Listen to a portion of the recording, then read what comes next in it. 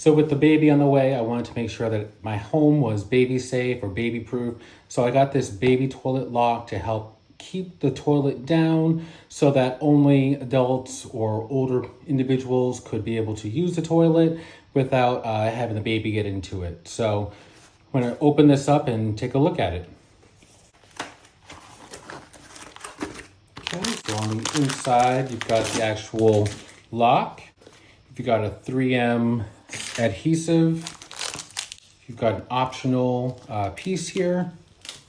And you've got the instruction manual as well.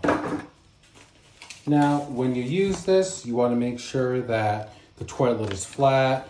Curved top lids won't work with this. The back of the toilet is where you actually apply this little clip. So right now, what we're going to do is apply this. So it comes with an extra adhesive.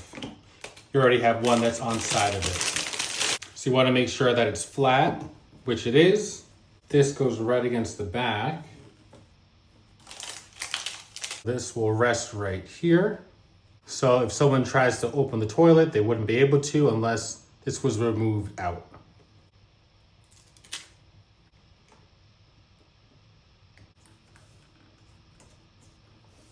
Okay, so this would turn this way and back.